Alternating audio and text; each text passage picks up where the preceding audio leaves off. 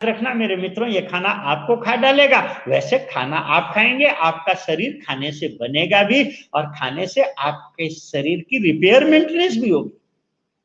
बहुत बढ़िया सुडौल शरीर हो सकता है, परंतु हम चूक गए और कहीं इस खाने को नहीं समझा, तो याद रखिएगा खाना हमें खा डालेगा।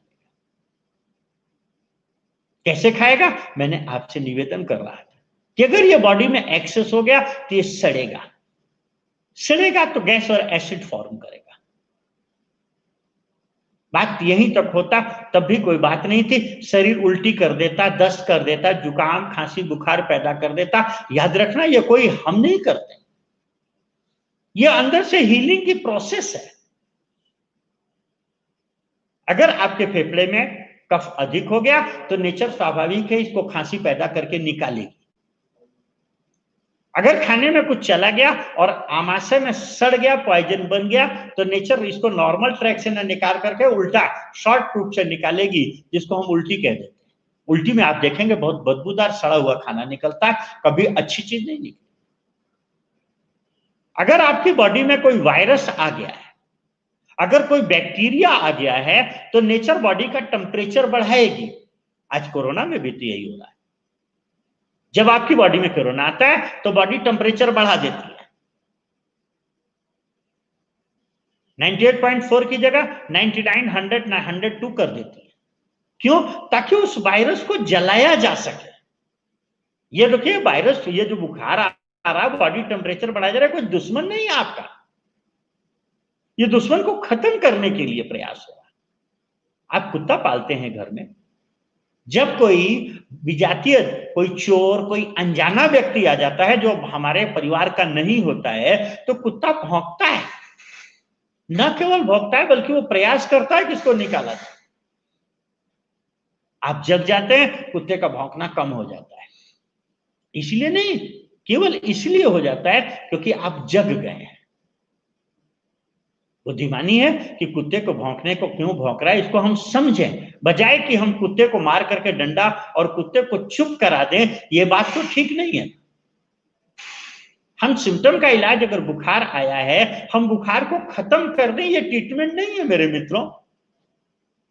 अगर बॉडी टेम्परेचर बढ़ा है तो इसका कारण है कि जो वायरस है इसको जलाना चाहती है नेचर, इसको जला के खत्म करना चाहती है। इस वायरस के कारण जो हमारे अंदर कफ बढ़ गया है, कफ जो ड्राई होने लग गया है, जैसा कि सभी जानते हैं कि कफ ड्राई होता है, पहले गले में होता है फिर फेफड़े में होता है। तो जब कफ ड्राई हो रहा है, इसको पिघला करके, क्योंकि हीट करके बॉडी इसको निकालना चाहती है, खत्म करना चाहती है। बजाय हम मदद करने के हम इसको सप्रेस करें, ये तो ठीक नहीं है। परंतु हमें बचपन से एक गलत बात फिर पढ़ा दी गई कि दवाई तंदुरुस्ती देती है। हम भागे भागे डॉक्टर के पास चले गए, डॉक्टर ने दवाई दे दी। इसका नाम ही है दवाई, ये दबाने का काम करती है। याद रखिएगा, हर एक चीज का हर जगह अलग नाम होगा। हमारे यूपी में इसको दवाई कहते हैं, तो राजस्थानी भी इसको दवाई कहता है, पंजाबी भी दवाई कहता है, मराठी में भी इसको जनरल भाषा में दवाई ही कह देते, गुजराती भी इसको दवाई कह देता है। बाकी सब चीजों के नाम अलग अलग, पर दवाई हर जगह दवाई, क्योंकि सेप्रेस किया जाता है। जो गैस और एसिड, जो कचरा अंदर हो गया था, नेचर उसको उल्टी, दस्त, जुकाम, खांसी, बुखार से निकालना चाहती है। जब बुखार होता है देखिए ना, आपकी श्वास कितनी दुर्गंध वाली हो जाती है। आप देखिए आपके मुंह का स्वाद कितना खराब हो जाता है। आप देखिए आपकी बॉडी की स्मेल कितनी खराब हो जाती है। उस समय जो लैट्रिन और बाथरूम आती है कितनी बदबूदार होती है। ये कोई रोग के कारण नहीं, रोग में जो एक नेचर प्रयास कर रही है, जो आत्मा प्रयास कर रही है। मुर्दों को रोग नहीं होता है, एक जो प्रयास होता है।